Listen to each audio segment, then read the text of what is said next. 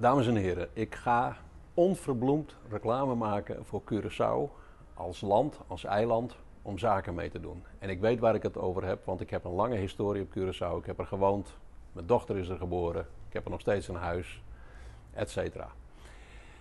Ik hou het zakelijk, want ik kan het natuurlijk hebben over hoe mooi het is en dat de mensen vriendelijk zijn en dat het een genoeglijk vertoef is, maar ik hou het zakelijk.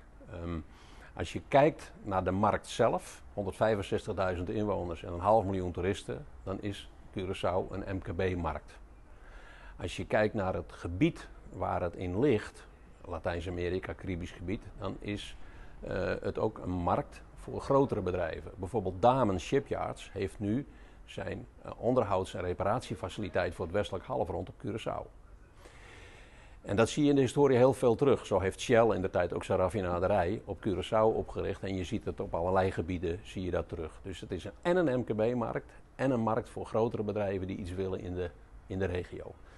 Dan is het een eiland dat heel veel logistieke ervaring heeft. Haven, luchthaven, heel veel toeristische ervaring. Het ontwikkelt zich heel erg voorspoedig. Echt een uitzonderlijke toeristische bestemming in het Caribisch gebied, ook met zijn historie. En het ligt buiten de orkaanzone.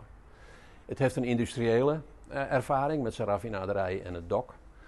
En het heeft zakelijke dienstverlening. Dat betekent ook dat je op het eiland mensen hebt die vaardigheden in hun vingers hebben. Daar kan je gebruik van maken. En als je ze op het eiland zelf op enig moment niet meer kan vinden, dan is er een grote arbeidsreserve in de rest van het Koninkrijk. In Nederland bijvoorbeeld.